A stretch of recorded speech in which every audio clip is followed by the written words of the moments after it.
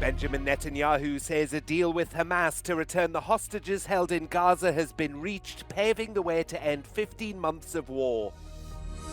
The crackdown on dissent continues in Russia. 3 lawyers of late political opponent Alexei Navalny are now jailed, and 2 more face similar charges in their absence. A SpaceX Starship rocket was destroyed in a failed launch just 8 minutes into the flight.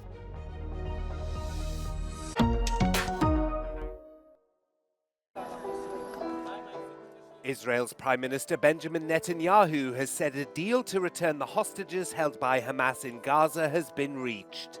It comes after his office said there were last-minute snags in finalizing the ceasefire announced on Wednesday. Netanyahu's statement appeared to clear the way for Israeli approval of the deal, which would pause 15 months of war in Gaza. It would also see dozens of hostages held by Hamas in the Strip released in exchange for Palestinian prisoners held by Israel. The deal would also allow hundreds of thousands of displaced Palestinians to return to the remains of their homes in Gaza. Israel had delayed a vote on the ceasefire on Thursday, blaming a last-minute dispute with Hamas for holding up approval. Netanyahu's office accused Hamas of reneging on parts of the agreement in an attempt to gain further concessions.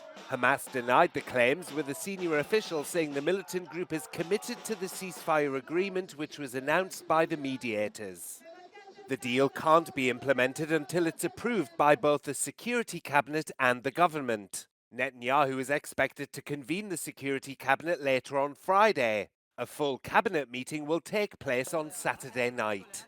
Hamas triggered the war with its attack on Israel in October 2023 that killed 1,200 people and saw 250 others taken hostage. Israel responded with a devastating offensive that's killed over 46,000 Palestinians. The military campaign has leveled vast swathes of Gaza and forced around 90% of the population from their homes.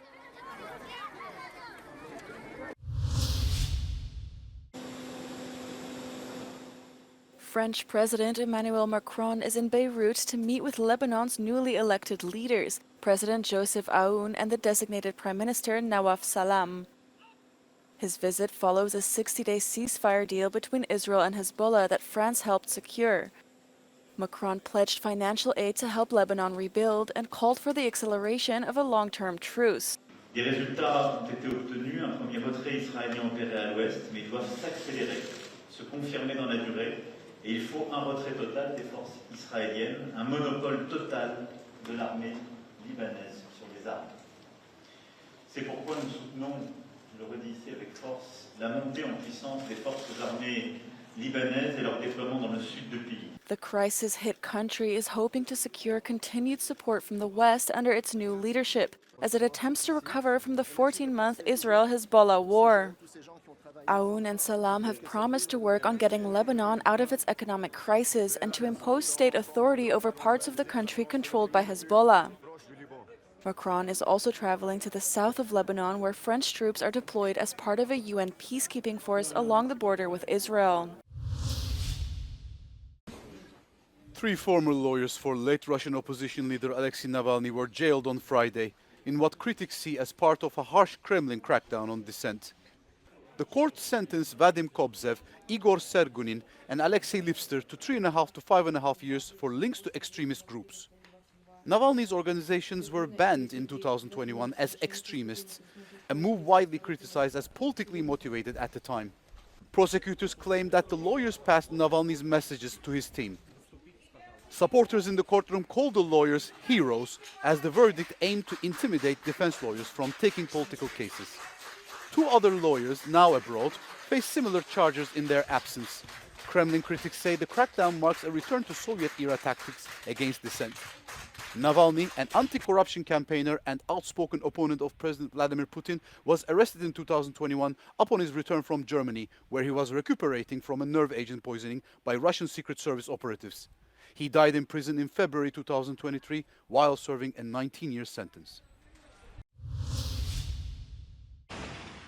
Russian President Vladimir Putin and Iranian President Masoud Pezeshkian met in the Kremlin on Friday, signing a comprehensive treaty to deepen ties amid Western sanctions. The agreement spans trade, military, science, education and culture. Putin hailed the deal as a boost to bilateral cooperation, while Pezeshkian emphasized its strategic importance, calling the partnership vital for regional stability. He criticized foreign interventions, suggesting they destabilize the Middle East.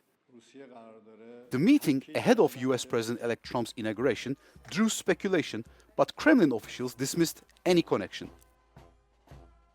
Tensions remain high, with Ukraine and the West accusing Iran of supplying drones to Russia, allegations both deny.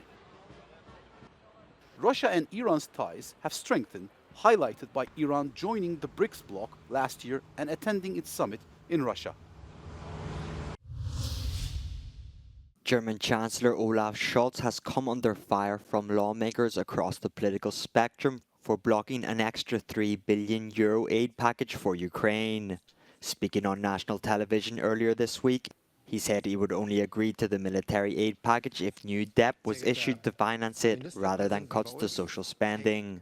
But at a meeting with Swedish Prime Minister Ulf Kristersson this Friday in Berlin, he reinforced that NATO is essential for European security. Mit dem Beitritt Schwedens und Finnlands ist die NATO zu einem noch stärkeren Verteidigungsbündnis geworden. Gerade in Zeiten, in denen sich Russland immer aggressiver verhält, ist die NATO ein unentbehrlicher Garant unserer Sicherheit.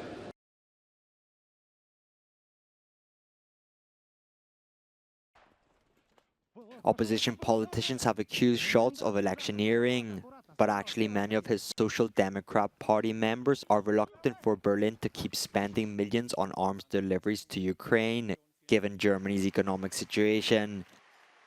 Snap elections are set for the 23rd of February after the government's three-way coalition collapsed in November. What started with 24 hours has now turned into half a year. Donald Trump's famous promise to put an end to Russia's full-scale invasion of Ukraine now might seem unrealistic even to the US president himself. In a rather harsh reality check, Trump said a 6-month timeline was more realistic for ending the war. The worst possible scenario would be surrender of Ukraine, and that's the 24-hour scenario, where basically, the US has leverage over Ukraine and the EU in terms of support, and doesn't have much leverage at the moment over Russia, which means accepting Russian demands and putting pressure on Ukraine to accept Russian demands. That's why the 24-hour scenario is the worst scenario possible for Ukraine. So the sign that they are talking now about 6 months or 3 months suggests that they will be building leverage over Russia, and that's why they need time. Milovanov says there are signs that this leverage is being built now, possibly in coordination between the administrations amid Biden's last-ditch attempt to confiscate $300 billion of Russian assets. But the news is not in the attempt to confiscate, but in the fact that it is last-ditch suddenly, which is coordinated, if you look at the news, with the Trump administration. Basically, it's signaling to Russia that we're going to try to find leverage over you, and if you want your money back, we're willing to haggle over it. Milovanov says it all indicates that the Trump administration is evolving towards a not so favorable for Russia scenario, but that still does not necessarily mean favorable for Ukraine and the people of Ukraine. The reality is that we need to look at what people are willing to accept and what people are not willing to accept. What people are not willing to accept is a change of constitution, disarming of Ukraine, or ceding unoccupied territories. What are people willing to accept based on the surveys is some kind of temporary acceptance that we do not control the territories, so some kind of de facto reality. So people are willing to accept reality, but are not willing to surrender. He says ultimately Putin has to sell it domestically in Russia as a victory, while Ukraine has to sell it domestically as a guarantee against future invasions. And these guarantees would take much more than anything signed on paper, given the previous guarantees promised and then broken by Russia, he says.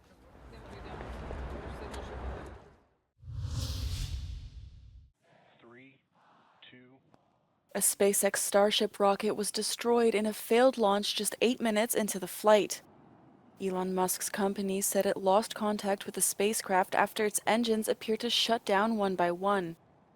A minute before the loss, SpaceX used the launch tower's giant mechanical arms to catch the returning booster, a feat achieved only once before. But the thrill of the catch quickly turned into disappointment for not only the company but the crowds who had gathered to watch the launch.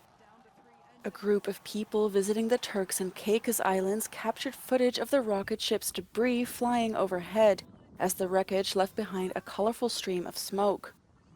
It was supposed to make a near loop around the world on a test flight after launching from Texas. The maverick US film director, writer and producer David Lynch has died at the age of 78. His family announced his death on Facebook, writing, "There's a big hole in the world now that he's no longer with us." In 2024, Lynch revealed he'd been diagnosed with emphysema and wouldn't be able to leave his house to direct any longer. He leaves behind a celebrated body of work that melded elements of horror, film noir, and classical European surrealism. Lynch, who originally studied painting, made his mark on the film industry in the 1970s with the surreal Eraserhead. His wide-ranging body of work spanned from the neo-noir Mulholland Drive to the eclectic Twin Peaks. Other famous work included the crime drama Wild at Heart, which won the Palme d'Or at the Cannes Film Festival, and the biographical The Elephant Man. He was nominated for an Oscar 4 times over the course of his career, eventually receiving an honorary Oscar for Lifetime Achievement in 2019. Lynch's last major project was 2017's Twin Peaks: The Return, which continued the TV series, which ran for 2 seasons in the early 1990s. The cause of his death is currently unknown.